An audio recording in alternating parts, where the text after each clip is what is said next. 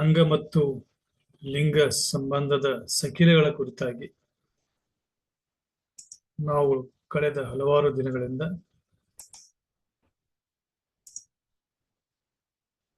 ಭಾವವನ್ನದ ಈ ಸರಣಿಕೆಯನ್ನ ಮುಂದುವರಿಸಿಕೊಂಡು ಬರ್ತಾ ಇದ್ದೇವೆ.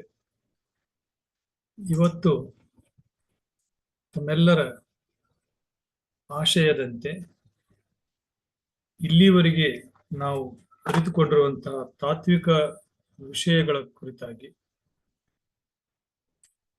ಚಿಂತನ ಮಂಥನವನ್ನ ಮಾಡುವಂತಹ ಒಂದು ಅಭಿಲಾಷೆಯನ್ನು ವ್ಯಕ್ತಪಡಿಸಿದ ಪ್ರಯುಕ್ತವಾಗಿ ಇಲ್ಲಿವರೆಗೆ ನಾವು ಕಂಡುಕೊಂಡಿರುವಂತಹ ತತ್ವಗಳ ಕುರಿತಾಗಿ ಸಂಕ್ಷಿಪ್ತವಾಗಿ ತಮ್ಮೆದುರಿಗೆ ನಾನು ವಿಷಯವನ್ನ ಪ್ರಸ್ತುತಪಡಿಸ್ತೇನೆ. ನಂತರ ಈ ವಿಷಯಕ್ಕೆ ಸಂಬಂಧಪಟ್ಟಂತೆ ತಾವುಗಳು ಹೆಚ್ಚಿನ ವಿಷಯಗಳನ್ನ ಏನಾದರೂ ಇದ್ರೆ ಹಂಚ್ಕೋಬಹುದು, ಅಥವಾ ತಮ್ಮಲ್ಲಿರುವಂತಹ ಯಾವುದಾದ್ರೂ ಸಂಶಯಗಳು ಪ್ರಶ್ನೆಗಳಿದ್ರೆ ಅವುಗಳನ್ನು ಸಹ ನಾವೆಲ್ಲರೂ ಸೇರಿ ಚರ್ಚಿಸೋಣ ಅನ್ನುವಂತ ಆಶಾಭಾವನೆಯೊಂದಿಗೆ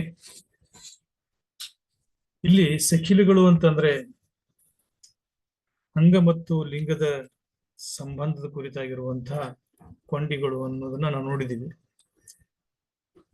ಅವುಗಳ ಒಳಗಡೆ ಪ್ರಮುಖವಾಗಿ ಈ ಸೃಷ್ಟಿ ಹೇಗಾಯ್ತು ಅನ್ನೋದನ್ನ ನೋಡ್ತಾ ಬಂದಿವಿ. ಈ ಮಹಾಲಿಂಗದ ಮಹಾಸ್ಫೋಟದ ಪರಿಣಾಮದಿಂದ ಸೃಷ್ಟಿ ಉಗಮ ಆಗಿದೆ. ವೈಜ್ಞಾನಿಕವಾಗಿ ಅದು 13.5 ಬಿಲಿಯನ್ ವರ್ಷಗಳ ಹಿಂದೆ ನಡೆದಿರುವಂತಹ ಘಟನೆ ಅಂತ ಹೇಳ್ತಾರೆ. ಅಲ್ಲಿಯೂ ಸಹ ವಿಜ್ಞಾನಿಗಳು ಹೇಳುವ ಹಾಗೆ ಒಂದು ಆದಿಮೂಲ ಪರಮಾಣುವಿನ ಸ್ಫೋಟದಿಂದ ಈ ಸೃಷ್ಟಿ ಆಯಿತು ಅಂತ ಹೇಳ್ತಾರೆ. ನಮ್ಮ ಶರಣರು ಸಹ ಇದೇ ರೀತಿಯಾಗಿ ಮಹಾಲಿಂಗದ ಸಂಚಲನದಿಂದ ಈ ಪಂಚಮಹಾಭೂತಗಳು ಉದ್ಯಮ ಆದವು. ಈ ಪಂಚಮಹಾಭೂತಗಳಿಗೆ 5 ಲಿಂಗಗಳು, 5 ಲಿಂಗಗಳಿಂದ 5 ಮುಖಗಳು, 5 ಕಲೆಗಳು. ಆ 5 ಮುಖ ಮತ್ತು 5 ಕಲೆಗಳಿಗೆ ಪೂರಕವಾಗಿ 5 ಜ್ಞಾನೇಂದ್ರಿಯಗಳು, 5 ಕರ್ಮೇಂದ್ರಿಯಗಳು ಉದಯಿಸಿದವು ಅಂತ ಹೇಳ್ತಾರೆ. ಹಾಗೇನೆ ಈ ಜ್ಞಾನೇಂದ್ರಿಯಗಳು ಮತ್ತು ಕರ್ಮೇಂದ್ರಿಯಗಳು ಮನುಷ್ಯನ 3 ಅಂಗಗಳಿಗೂ ಸಹ ಸಂಬಂಧಿಸಿದಂಥವು. ಆ 3 ಅಂಗಗಳು ಸ್ಥೂಲ, ಸೂಕ್ಷ್ಮ ಮತ್ತು ಕಾರಣ ಅನ್ನುವಂತಹ 3 ಅಂಗಗಳು. 3 ಅಂಗಗಳಿಗೆ ಪ್ರಮುಖವಾಗಿ 3 ಲಿಂಗಗಳು ಶಕ್ತಿಯನ್ನ ನೀಡ್ತವೆ, ಅಥವಾ ಅವುಗಳ ಚೇತನದ ಪ್ರೇರಕ ಶಕ್ತಿಯಾಗಿ ಕಾರ್ಯನಿರ್ವಹಿಸ್ತವೆ. ಸ್ಥೂಲ ಶರೀರಕ್ಕೆ ಇಷ್ಟಲಿಂಗ, ಸೂಕ್ಷ್ಮ ಶರೀರಕ್ಕೆ ಪ್ರಾಣಲಿಂಗ, ಭಾವಲಿಂಗ ಕಾರಣ ಶರೀರಕ್ಕೆ ಅಂತ ಹೇಳಿ ಹೀಗೆ ಆ ಲಿಂಗಗಳು ಎರಡೆರಡು ರೀತಿಯಾಗಿ ಮತ್ತೆ ವಿಭಾಗಿಸ್ತಾ ಹೋಗಿ ಆಚಾರಲಿಂಗ, ಗುರುಲಿಂಗ, ಶಿವಲಿಂಗ, ಜಂಗಮಲಿಂಗ, ಪ್ರಸಾದಲಿಂಗ, ಮಹಾಲಿಂಗ ಅಂತ ಹೇಳಿ ವಿಭಾಗಿಸ್ತಾ ಬಂದಿದ್ದೀವಿ. ಇವುಗಳಿಗೆ ಸಂಬಂಧಿಸಿದಂತೆ ಪೃಥ್ವಿ, ಅಪ್ಪು, ತೇಜ, ವಾಯು, ಆಕಾಶ, ಆತ್ಮ ಅಂತೇಳಿ ಪಂಚಮಹಾಭೂತಗಳನ್ನ ಸಂಬಂಧೀಕರಿಸ್ತಾ ಹೋಗ್ತಾರೆ. ಅವುಗಳಿಗೆ ಸಂಬಂಧ ಹಾಗೆ ಜ್ಞಾನೇಂದ್ರಿಯಗಳಾದಂಥ ಘ್ರಾಣ, ಜಿಹ್ವೆ, ನೇತ್ರ, ತ್ವಕು, ಶ್ರೋತ್ರ, ಹೃದಯವನ್ನು ಸೇರಿಸ್ತಾರೆ. ಹಾಗೇನೆ ಅವುಗಳಿಗೆ ಲಿಂಗವಾಗಿ ಶಿವಲಿಂಗ, ಪ್ರಸಾದಲಿಂಗ, ಮಹಾಲಿಂಗ, ಆಚಾರಲಿಂಗ, ಗುರುಲಿಂಗ ಅಂತೇಳಿ ಲಿಂಗವನ್ನು ಸೇರಿಸ್ತಾರೆ. ಹೀಗೆ 6 ರಂಗ 36 ತತ್ವಗಳು. 36 ತತ್ವಗಳು ಪರಸ್ಪರ ಆಂತರಿಕವಾಗಿ ಸಂಬಂಧವನ್ನು ಹೊಂದಿ 216 ತತ್ವಗಳು ಒಟ್ಟು ಈ ಸಕಿಲುಗಳಿಗೆ ಸಂಬಂಧಿಸಿದಂತೆ ವಚನಕಾರರು ತಮ್ಮ ವಚನೇತರ ಸಾಹಿತ್ಯದಲ್ಲಿ ಮತ್ತು ವಚನಗಳಲ್ಲಿ ಇವುಗಳ ಕುರಿತಾಗಿ ವಿವರವಾದಂತಹ ಪುರಾವೆಗಳನ್ನ ನಮಗೆ ಒದಗಿಸಿಕೊಡ್ತಾರೆ. ಇವಿಷ್ಟು ನಾವು ಇಲ್ಲಿವರೆಗೆ ಸುಮಾರು 60ಕ್ಕೂ ಹೆಚ್ಚು ತಾತ್ವಿಕ ಪದಗಳನ್ನ ನಾವು ಅರ್ಥೈಸಿಕೊಂಡು ಬಂದಿದ್ದೇವೆ. ಇವತ್ತು ಒಂದು ಸಕಿಲವನ್ನ ಹೇಳಿ ನಾನು ಚರ್ಚೆಗೆ ಆಸ್ಪದವನ್ನು ಕೊಡ್ತೀನಿ. ಇದು ಬಹಳ ಪ್ರಮುಖವಾಗಿರುವಂತಹ ಸಕಿಲ. ಇದರ ಒಂದು ವಿವರಣೆಯನ್ನ ನಾಳೆಗೆ ನೋಡೋಣ. ಬಟ್ ಇವತ್ತೊಂದು ಇದು ಸಕಿಲಗಳೊಳಗೆ ಅತ್ಯಂತ ಪ್ರಮುಖವಾಗಿರುವಂತಹ ಸಕಿಲ. ಚನ್ನಬಸವಣ್ಣರವರೇ ರಚಿಸಿರುವಂತಹ ಸಕಿಲ. ಅದು 96 ಸಕಿಲಗಳು ಅಂತೇಳಿ. ಈ ಒಂದು ಸಕಿಲದ ಕುರಿತಾಗಿ ಪಗು ಹಳಕಟ್ಟಿಯವರು ತಮ್ಮದೇ ಒಂದು ಸಂಕಲನವಾಗಿರುವಂತಹ ಗ್ರಂಥದಲ್ಲಿ ಇದನ್ನ ಹೇಳ್ತಾರೆ. ಬಹಳ ಸ್ಪಷ್ಟವಾಗಿ ಸಕಿಲಗಳ ಬಗ್ಗೆ ಸಮಗ್ರವಾದಂತಹ ಮಾಹಿತಿಯನ್ನು ಕೊಡುವಂತ ವಚನ ಇದು. ವಚನ ಅಂದ್ರೆ ಸಕಿಲನ ಇದು. ಇದು ಪ್ರಮುಖವಾಗಿ ಇಷ್ಟಲಿಂಗದ ಕುರಿತಾಗಿ, ಇಷ್ಟಲಿಂಗ ಶರಣನ ಅಂಗದ ಪ್ರತೀಕವಾಗಿ ಅಂಗದಲ್ಲಿ ಇರುವಂತಹ ತತ್ವಗಳನ್ನ ಲಿಂಗದಲ್ಲಿ ಗುರುತಿಸ್ತಾ ಹೋಗ್ತದೆ ವಚನ. ಅದಕ್ಕಿಂತ ಪೂರ್ವದಲ್ಲಿ ನಾವು ಈ ಇಷ್ಟಲಿಂಗದ ಈ ಚಿತ್ರಪಟ ಏನ್ ನೋಡ್ತೀವಿಲ್ಲ, ಇದ್ರ ಬಗ್ಗೆ ತಿಳ್ಕೊಂಡ್ರೆ ಇವತ್ತು ಈ ಹೇಳ್ತಾ ಇರುವಂತ ಈ ಸಕಿಲ ಅರ್ಥ ಆಗ್ತದೆ ಅಂತ ನಾನು ಭಾವಿಸ್ತೀನಿ. ಇಲ್ಲಿ 9 ರೀತಿಯಾದಂತಹ ಭಾಗಗಳನ್ನ ಒಂದು ಇಷ್ಟಲಿಂಗದಲ್ಲಿ ಮಾಡ್ತಾರೆ. ಇದು ಅಂತರಂಗದಲ್ಲಿರುವಂತಹ ಸ್ಥಾವರ ಲಿಂಗ, ಬಸವಣ್ಣನವರಿಗಿಂತ ಪೂರ್ವದಲ್ಲಿ ಪೂಜಿಸ್ತಾ ಇರುವಂತಹ ಲಿಂಗ. ಬಸವಣ್ಣವರು ಇದರ ಒಂದು ಭಾವವನ್ನೇ ಹೊರಗಡೆ ಏನು ಹಾಕಿದೀವಲ್ಲ ಸೇಪು, ಇದು ಇಷ್ಟಲಿಂಗದ ರೂಪಕ್ಕೆ ತಂದು ಕೊಟ್ರು ನಮಗೆ. ತಗೊಂಡ್ ಬಂದ್ರು ಅಂತಂದ್ರೆ ಬಸವಾದಿ ಶರಣರ ವಚನಗಳಲ್ಲಿ ಬರುವಂತಹ ತಾತ್ವಿಕ ಪದಗಳು ಅವರಿಗಿಂತಲೂ ಪೂರ್ವದಲ್ಲಿ ರಚಿತವಾಗಿರುವಂತಹ ವೇದ ಆಗಮನ ಉಪನಿಷತ್ತುಗಳಲ್ಲಿಯೂ ಸಹ ಬರ್ತಾ ಇರೋದ್ರಿಂದ ಆ ಪದಗಳ ಅರ್ಥಕ್ಕೂ ಶರಣರು ಅವುಗಳಿಗೆ ಹೊಂದಿಕೊಂಡಿರುವಂತಹ ಅರ್ಥಕ್ಕೂ ವ್ಯತ್ಯಾಸ ಇದೆ. ನಾವೆರಡನ್ನೂ ಸಹ ಸಮೀಕರಿಸಿ ನೋಡುವ ದೃಷ್ಟಿಯಿಂದ ಅವೆರಡೂ ಚಿತ್ರವನ್ನ ಇಲ್ಲಿ ಸಂಯುಕ್ತಗೊಳಿಸಿ ವಿವರಣೆಯನ್ನ ನಾವು ನೋಡ್ತಾ ಇದ್ದೇವೆ. ಇಲ್ಲಿ ನೋಡ್ತಾ ಇದ್ರೆ ಪ್ರಾರಂಭದಲ್ಲಿ ಪೀಠ ಅಂತ ಕರೀತಾರೆ.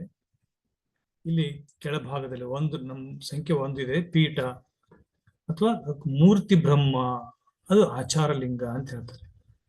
ಇದೇ ಚಿತ್ರದ ಈ ಭಾಗಕ್ಕೆ ಬಂದ್ರೆ ಅದಕ್ಕೆ ವೃತ್ತ ಅಂತ ಕರೀತಾರೆ. ತಳಭಾಗಕ್ಕೆ ಅದು ಇಷ್ಟಲಿಂಗದ ವೃತ್ತ, ಅಂದ್ರೆ ಫ್ಲಾಟ್ ಆಗಿ ಕೂರ್ತಾ ಇರ್ತಲ್ಲ ಅದು ಸ್ಥಳ.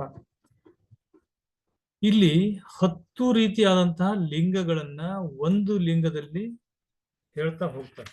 ಇದು ಈ ಚಿತ್ರಪಟವನ್ನ ನಾವು ಯಾಕೆ ಅರ್ಥೈಸ್ಕೋಬೇಕಂದ್ರೆ, ಇವತ್ತು ನಾವು ನೋಡ್ತಾ ಹೋಗ್ತಾ ಇರುವಂತ ಈ 96 ಸಕಿಲಗಳು ಚನ್ನಬಸವಣ್ಣರ ವಚನ ಏನಂದ್ರೆ ಇವೆಲ್ಲ ಪದಗಳನ್ನ ಅದು ಬಳಕೆ ಮಾಡ್ಕೊಂಡಿರ್ತದೆ.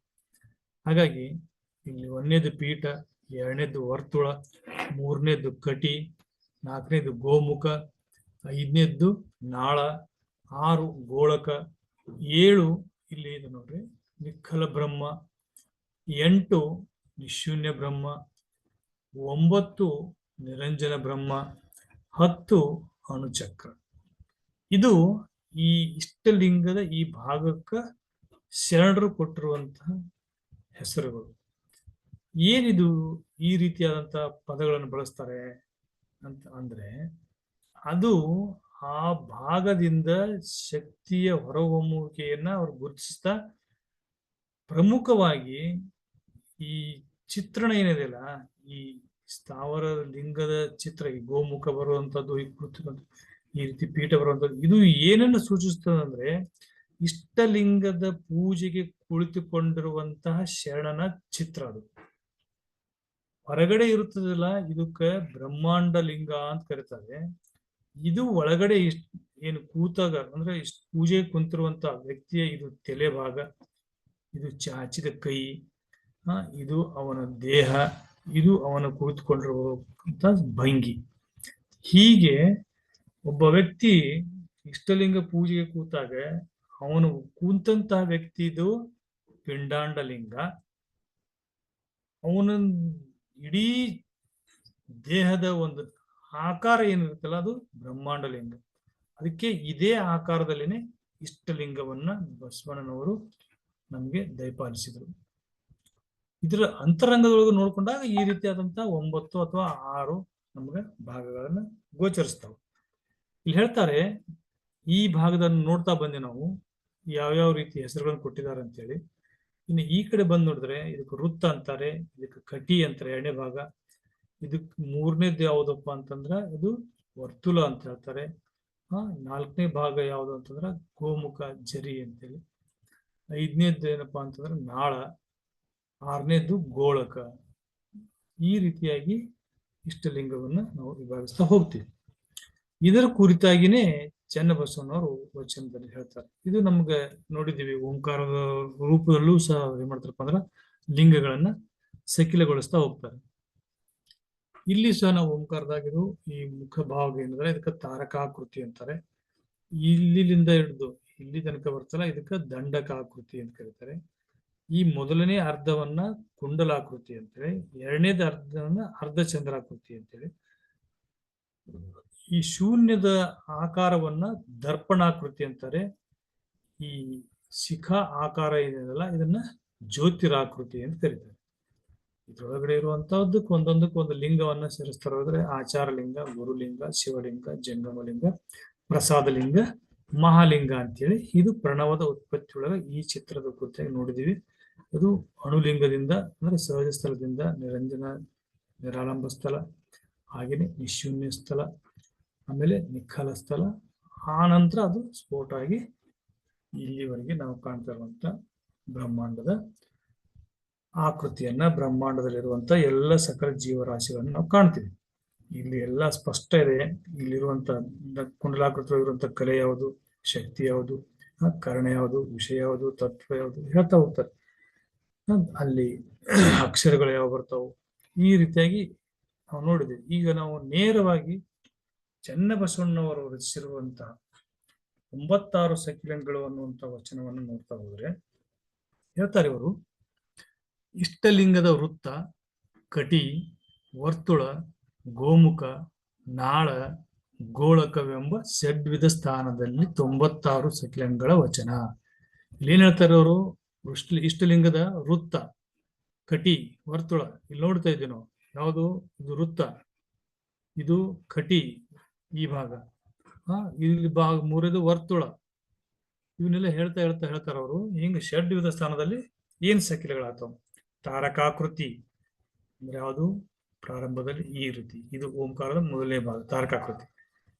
ಹೇಳ್ತಾರ ಅವರು, ತಾರಕಾಕೃತಿ ನಕಾರ ಪ್ರಣವ, ಆಧಾರ ಚಕ್ರ, ಸದ್ಭಕ್ತನೆಂಬ ಅಂಗ. ಇಲ್ಲಿ ನೋಡ್ತಾ ಬಂದೀವಿ ನಾವು. ಇಲ್ಲಿವರೆಗೆ ನಾವು ಪ್ರಣವದ ಬಗ್ಗೆ ನೋಡಿದೀವಿ, ಚಕ್ರದ ಬಗ್ಗೆ ನೋಡಿದೀವಿ, ಅಂಗದ ಬಗ್ಗೆ ನೋಡಿದೀವಿ. ಸುಚಿತ್ತ ಎಂಬ ಹಸ್ತದ ಬಗ್ಗೆ ನೋಡ್ತಾ ಇದ್ದೀವಿ. ಆಚಾರ ಲಿಂಗ ಅರ್ಥೈಸ್ಕೊಂಡಿದ್ದೀವಿ. ಪ್ರಾಣವೆಂಬ ಮುಖ ನೋಡಿದ್ದೀವಿ. ಕ್ರಿಯಾಶಕ್ತಿ, ಶ್ರದ್ಧಾ ಭಕ್ತಿ, ಸುಗಂಧ ಪದಾರ್ಥ ಅಂತ ಯಾಕಂತಾರ ಅಂತಂದ್ರೆ ಅದು ಪೃಥ್ವಿ ತತ್ವಕ್ಕೆ ಸಂಬಂಧಪಡಿಸಿರುವಂಥದ್ದು. ಅಲ್ಲಿ ಗಂಧ ಪ್ರಸಾದ, ನಿವೃತ್ತಿ ಎಂಬ ಕಲೆ, ಕರ್ಮ ಸಾಧಕ್ಯ, ಸತ್ತು ಎಂಬ ಲಕ್ಷಣ, ಪರವೆಂಬ ಸಂಜ್ಞೆ, ಋಗ್ವೇದ. ಇಂತಿ 16 ಸಕಿಲಂಗಳು ಇಷ್ಟಲಿಂಗದ ವೃತ್ತದಲ್ಲಿ ಸಂಬಂಧವಾಗಿರವು. ಈ ರೀತಿಯಾಗಿ ಆ ಲಿಂಗದ 6 ಆಕೃತಿಗಳಿಗೆ ತತ್ವಗಳನ್ನ ಸಕಿಲಗೊಳಿಸ್ತಾ ಹೋಗ್ತಾರೆ. ದಂಡಕಾಕೃತಿ, ಮಕಾರ ಪ್ರಣವ, ಸ್ವಾಧಿಷ್ಠಾನ ಚಕ್ರ, ಮಹೇಶ್ವರನೆಂಬ ಅಂಗ, ಸುಬುದ್ಧಿ ಎಂಬ ಹಸ್ತ, ಗುರುಲಿಂಗ ಎಂಬ ಜಿವೆ ಎಂಬ ಮುಖ, ಜ್ಞಾನವೆಂಬ ಶಕ್ತಿ, ನೈಷ್ಠಿಕ ಭಕ್ತಿ, ಸುರಸ ಪದಾರ್ಥ, ರಸ ಪ್ರಸಾದ, ಪ್ರತಿಷ್ಠೆ ಎಂಬ ಕಲೆ, ಕರ್ಮ ಸಾಧಕ್ಯ, ಚಿತ್ತು ಎಂಬ ಲಕ್ಷಣ, ಗೂಢ ಎಂಬ ಸಂಜ್ಞೆ, ಯಜುರ್ವೇದ. ಇಂತಿ 16 ಸಕಿಲಗಳು ಇಷ್ಟಲಿಂಗದ ಕಟಿಯಲ್ಲಿ ಸಂಬಂಧವಾಗಿಯವು. ಮುಂದುವರೆದು ಕುಂಡಲಾಕೃತಿ, ಶಿಖಾರ ಪ್ರಣವ, ಮಣಿಪೂರಕ ಚಕ್ರ, ಪ್ರಸಾದಿ ಎಂಬ ಅಂಗ, ನಿರಂಕಾರವೆಂಬ ಹಸ್ತ, ಶಿವಲಿಂಗ, ನೇತ್ರವೆಂಬ ಮುಖ, ಇಚ್ಛಾಶಕ್ತಿ, ಸಾವಧಾನ ಭಕ್ತಿ, ಸ್ವರೂಪ ಪದಾರ್ಥ, ರೂಪ ಪ್ರಸಾದ, ವಿದ್ಯೆ ಎಂಬ ಕಲೆ, ಮೂರ್ತಿ ಸಾಧಕ್ಯ, ಆನಂದವೆಂಬ ಲಕ್ಷಣ, ಶರೀರವೆಂಬ ಸಂಜ್ಞೆ, ಸಾಮವೇದ. ಇಂತಿ 16 ಸಕಿಲಂಗಳು ಇಷ್ಟಲಿಂಗದ ವರ್ತುಳಾಕಾರದಲ್ಲಿ ಸಂಬಂಧವಾಗಿರುವು. ದಂಡಕಾಕೃತಿ, ಮಕಾರ ಪ್ರಣವ, ಸ್ವಾಧಿಷ್ಠಾನ ಚಕ್ರ, ಮಹೇಶ್ವರನೆಂಬ ಅಂಗ, ಸುಬುದ್ಧಿ ಎಂಬ ಹಸ್ತ, ಗುರುಲಿಂಗ, ಜಿಹ್ವೆ ಎಂಬ ಮುಖ, ಜ್ಞಾನಶಕ್ತಿ, ನೈಷ್ಠಿಕ ಭಕ್ತಿ, ಸುರಸ ಪದಾರ್ಥ, ರಸ ಪ್ರಸಾದ, ಪ್ರತಿಷ್ಠೆ ಎಂಬ ಕಲೆ, ಕರ್ಮ ಸಾಧಕ್ಯ, ಚಿತ್ತು ಎಂಬ ಲಕ್ಷಣ, ಗೂಢ ಎಂಬ ಸಂಜ್ಞೆ, ಯಜುರ್ವೇದ. ಇಂತಿ 16 ಸಕಿಲಂಗಳು ಇಷ್ಟಲಿಂಗದ ಕಟಿಯಲ್ಲಿ ಸಂಬಂಧವಾಗಿಯವು. ಹೀಗೆ ಪ್ರತಿಯೊಂದು ಭಾಗಕ್ಕೂ ಇಷ್ಟಲಿಂಗದ ಪ್ರತಿಯೊಂದು ಭಾಗವನ್ನು ಅವ್ರು ಏನ್ ಮಾಡ್ತಾರಪ್ಪ ಅಂತಂದ್ರೆ ಇಲ್ಲಿ ವಿವರಿಸ್ತಾ ಹೋಗ್ತಾರೆ. ಕುಂಡಲಾಕೃತಿ, ಶಿಖಾರ ಪ್ರಣವ, ಮಣಿಪೂರಕ ಚಕ್ರ, ಪ್ರಸಾದಿ ಎಂಬ ಅಂಗ, ನಿರಂಕಾರ ಎಂಬ ಹಸ್ತ, ಶಿವಲಿಂಗ, ನೇತ್ರ ಎಂಬ ಮುಖ, ಇಚ್ಛಾಶಕ್ತಿ, ಸಾವಧಾನ ಭಕ್ತಿ, ಸ್ವರೂಪ ಪದಾರ್ಥ, ರೂಪ ಪ್ರಸಾದ, ವಿದ್ಯೆ ಎಂಬ ಕಲೆ, ಮೂರ್ತಿ ಸಾಧಕ್ಕೆ, ಆನಂದ ಎಂಬ ಲಕ್ಷಣ, ಶರೀರ ಎಂಬ ಸಂಜ್ಞೆ, ಸಾಮವೇದ ಇಂತಿ 16 ಸೆಕೆಂಡ್ಗಳು ಇಷ್ಟಲಿಂಗದ ವರ್ತನೆ ಸಂಬಂಧವಾಗಿ. ಅರ್ಧ ಚಂದ್ರಾಕೃತಿ, ಹಾಗೇನೆ ದರ್ಪಣಾಕೃತಿ ಎಲ್ಲವನ್ನು ಹೇಳ್ತಾರೆ. ವಕಾರ ಪ್ರಣವ, ಅನಾಹತ ಚಕ್ರ, ಪ್ರಾಣಲಿಂಗಿ ಎಂಬ ಅಂಗ, ಸುಮನ ಎಂಬ ಹಸ್ತ, ಜಂಗಮ ಲಿಂಗ, ತ್ವಗೀಂದ್ರಿಯ ಎಂಬ ಮುಖ, ಆದಿಶಕ್ತಿ, ಅನುಭವ ಭಕ್ತಿ, ಸುಸ್ಪರ್ಶನ ಎಂಬ ಪದಾರ್ಥ, ಸ್ಪರ್ಶನ ಪ್ರಸಾದ, ಶಾಂತಿ ಎಂಬ ಕಲೆ, ಅಮೂರ್ತ ಸಾಧಕ್ಕೆ, ನಿತ್ಯವೆಂಬ ಲಕ್ಷಣ, ಲಿಂಗ ಕ್ಷೇತ್ರವೆಂಬ ಸಂಜ್ಞೆ, ಅಥರ್ವರ್ಣ ವೇದ ಇಂತಿ 16 ಲಿಂಗಗಳು ಇಷ್ಟಲಿಂಗದ ಗೋಮುಖದಲ್ಲಿ ಸಂಬಂಧವಾಗಿಯವು. ದರ್ಪಣಾಕೃತಿ, ಯಕಾರ ಪ್ರಣವ, ವಿಶುದ್ಧಿ ಚಕ್ರ, ಶರಣನೆಂಬ ಅಂಗ, ಸುಜ್ಞಾನವೆಂಬ ಹಸ್ತ, ಪ್ರಸಾದವೆಂಬ ಲಿಂಗ, ಸ್ತೋತ್ರವೆಂಬ ಮುಖ, ಪರಾಶಕ್ತಿ, ಆನಂದ ಭಕ್ತಿ, ಶಬ್ದವೆಂಬ ಪದಾರ್ಥ, ಶಬ್ದವೆಂಬ ಪ್ರಸಾದ, ಶಾಂತ್ಯಾತೀತವೆಂಬ ಕಲೆ, ಶಿವಸಾಧಕ್ಯ, ಪರಿಪೂರ್ಣನೆಂಬ ಲಕ್ಷಣ, ಅನಾದಿವತ್ ಎಂಬ ಸಂಜ್ಞೆ, ಅಜಪವೇದ ಇಂತಿ 16 ಸೆಕೆಂಡ್ಗಳು.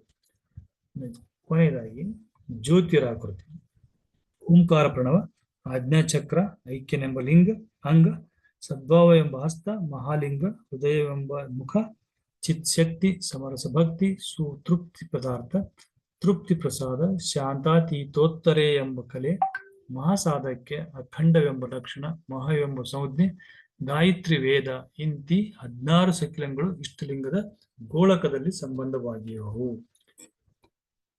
ದರ್ಪಣಾಕೃತಿ ಇಂತಿ 96 ಸೆಕೆಂಡ್ಗಳನ್ನು ಒಳಗೊಂಡ ಮಹಾಗಣ ಪರಾತ್ಪರವಾದ ಇಷ್ಟಲಿಂಗವನ್ನು ತ್ರಿವಿಧ ಲಿಂಗ ಸಂಬಂಧಿಗಳಾದ, ಇಲ್ಲಿ ವೀರಶೈವ ಸಂಪನ್ನ ಅಂತದೆ, ಆ ಒಂದು ಭಾಗದಲ್ಲಿ ನಾವು ಲಿಂಗಾಯತ ಅಂತ ಅಂದ್ಕೊಂಡ್ರು ಏನ್ ತಪ್ಪಲ್ಲ. ಷಟ್ ಸ್ಥಳ ಬ್ರಹ್ಮಗಳಿಂದ ಅನುಗ್ರಹ ಪಡೆದು ಆ ಲಿಂಗವನ್ನು ಕರ ಮನ ಭಾವಂಗಳಲ್ಲಿ ಕುಳ್ಳರಿಸಿ ಅನಿಮಿಷ ದೃಷ್ಟಿಯಿಂದ ನಿರೀಕ್ಷಿಸಿ ಸರ್ವೋಪಚಾರಗಳಿಂದ ಅರ್ಚಿಸಿ ಧ್ಯಾನಿಸಿ ಕೂಡಿ ಎರಡಳಿದ ದೇವಭಕ್ತರ ಶ್ರೀಪಾದ ಪದ್ಮಗಳಿಗೆ ನಮೋ ನಮೋ ಎಂದು ಬದುಕಿದೆನಯ್ಯ ಮಹಾದಾನಿ ಕೂಡಲ ಚನ್ನ ಸಂಗಮ ದೇವ. ಚನ್ನಬಸವೇಶ್ವರ ಸ್ವಾಮಿಗಳು ಕಲ್ಯಾಣಪುರದಲ್ಲಿ ಅನುಭವ ಮಂಟಪದ ಗರ್ದುಗೆಯ ಮೇಲೆ ಮೂರ್ತ ಮಾಡಿ ಎಲ್ಲ ಶಿವಗಣಗಳಿಗೆ ನಿರೂಪಿಸಿದ 96 ಸೆಕೆಂಡ್ಗಳ ವಚನ ಪರಿಸಮಾಪ್ತು. ಮಂಗಳ ಮಹಾ ಶ್ರೀ ಶ್ರೀ ಶ್ರೀ ಅಂತ ಹೇಳಿ ಈ ಒಂದು ಚನ್ನಬಸವನವರು ರಚಿಸಿರುವಂತ ಈ ಒಂದು 96 ಸೆಕೆಂಡ್ಗಳ ವಚನ ಸುದೀರ್ಘವಾಗಿ ನಮಗೇನ್ ಮಾಡ್ತಪ್ಪ ಅಂತಂದ್ರೆ ಈ ಸಕಿಲಗಳಲ್ಲಿ ಬರುವಂತ ಎಲ್ಲಾ ತತ್ವಗಳನ್ನ ಹೇಳ್ತದೆ.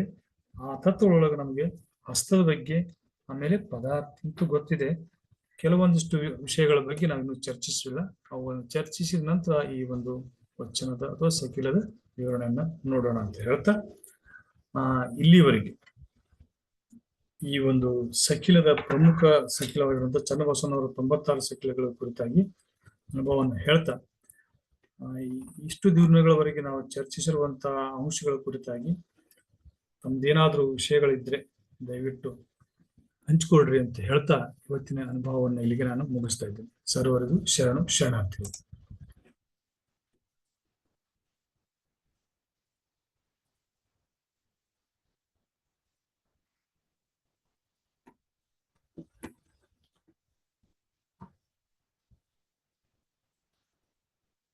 ಇವತ್ತಿನ ಸಮಯವನ್ನ ಚರ್ಚೆಗೋಸ್ಕರ ಮೀಸಲಾಗಿಟ್ಟಿರೋದ್ರಿಂದ ದಯವಿಟ್ಟು ಯಾರಾದ್ರೂ ಪೂರಕವಾದಂತ ವಿಷಯಗಳಾದ್ರೂ ಅಥವಾ ಪ್ರಶ್ನೆಗಳೇನಾದ್ರೂ ಕೇಳಬಹುದು ಅಂತ ಭಿನ್ನಯಿಸ್ತಾ ಇದ್ದೇನೆ.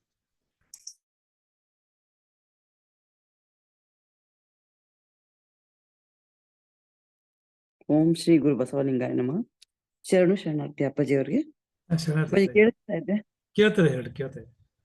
ಈ 96 ಸಕೀಲಗಳಲ್ಲಿ ಇದು ಬರುತ್ತಲ್ಲ ಅಪ್ಪಾಜಿ, ಪರವೆಂಬ ಸಂಜ್ಞೆ ಅಂದ್ರೆ ಏನು? ಸಂಜ್ಞೆಗಳು ಇದರಲ್ಲಿ ಬರುತ್ತೆ, ತಾರಕ ಕೃತಿಯಲ್ಲಿ ಬರುತ್ತಲ್ಲ. ಪರವೆಂಬ ಸಂಜ್ಞೆ ಅಂದ್ರಲ್ಲಿ ಸಂಜ್ಞೆಗಳು ಅಂತ ಬರ್ತಾವ್ರಿ. ಪರ ಅಪರ ಅಂತ ಹೇಳಿ ಅವ್ರ ಬಗ್ಗೆ ಇನ್ನೂ ನಾವು ಮಾತಾಡಿಲ್ಲ ರೀ. ಅವು ಸಂಜ್ಞೆಗಳ ಬಗ್ಗೆ ಅವು 6 ಸಂಜ್ಞೆಗಳು ಬರ್ತಾವೆ. ಸಂಜ್ಞೆಗಳು ಯಾವ್ಯಾವ ಅನ್ನೋದನ್ನ ತಮ್ಮ ಜೊತೆಗೆ ನಾನು ಹಂಚ್ಕೋತೀನಿ ನೋಡ್ರಿ. ಪರ, ಗೂಢ, ಶರೀರಸ್ಥ, ಲಿಂಗ ಕ್ಷೇತ್ರ, ಅನಾದಿ ವಸ್ತು, ಮಹಾ, ಅಪ್ರಮಾಣ, ನಿರ್ನಾಮ, ಅವಿರಳ ಅಂತೇಳಿ ಈ ರೀತಿಯಾಗಿ 9 ಸಂಜ್ಞೆಗಳು ಅಂತ ಬರ್ತವೆ. ಅವು ಹ್ಞೂನ್ರಿ. ಸಂಜ್ಞೆಗಳು, ಲಕ್ಷಣಗಳು, ನಾದ ಅಂತೇಳಿ ಇನ್ನೂ ಒಂದಿಷ್ಟು ವಿಷಯಗಳಾಗದ. ವೇದ ನಿವೃತ್ತಿ ಅವುಗಳ ಬಗ್ಗೆ ಇನ್ನೂ ನಾವು ವಿಷಯ ಹಂಚ್ಕೊಂಡಿಲ್ರಿ. ಅವು ಹಂಚ್ಕೊಂಡ್ಮೇಲೆ ಒಟ್ಟಾರೆಯಾಗಿ ಸಕಲವನ್ನು ಅರ್ಥ ಆಗ್ತೈತಿ. ಈಗ ನೀವು ಕೇಳಿರುವಂತದ್ದು ಪರ ಅನ್ನುವಂಥದ್ದು ಪೃಥ್ವಿ ತತ್ವಕ್ಕೆ ಸಂಬಂಧಿಸಿದಂತ ಒಂದು ಸಂಜ್ಞೆ. ಸಂಜ್ಞೆ ಅಂತಂದ್ರೆ ಸಿಂಬಾಲ್ ಅಂತ ನಾವೇನ್ ಕರಿತೀವಿ ಅಂತ. ಅಂದ್ರೆ ಈಗ ನಾವು ಅಗೋಚರವಾಗಿ ಇರ್ತದ. ಇದು ಲಿಂಗ ಅನ್ನುವಂಥದ್ದು ನಮ್ಗೆ ತೋರಿಸು ಕೊಡುವಂಥದ್ದು ಅಲ್ಲ, ಅದು ವಸ್ತು, ಅದು ಫೀಲಿಂಗ್ ಅನುಭವಿಸುವಂತದ್ದು. ಈಗ ಪರಾತ್ಪರ ತತ್ವ ಅಂತ ಏನ್ ಕರೀತಾರೆ, ಅಂದ್ರೆ ಎಲ್ಲದಕ್ಕೂ ಮೂಲ, ಈ ಎಲ್ಲಾ ಸೃಷ್ಟಿ ಉಗಮಕ್ಕೂ ಮೂಲ ಆಗಿರುವಂತ ತತ್ವ ಅದು ಅಂತ ಅರ್ಥ. ಸಂಜ್ಞೆಗಳ ಬಗ್ಗೆ ಚರ್ಚೆ ಮಾಡೋದನ್ನ ನೋಡೋಣ. ಶರಣು ಶರಣಾರ್ಥಿ ಅಪ್ಪಾಜಿ, ಶರಣು ಶರಣಾರ್ಥಿ. ಏನಮ್ಮ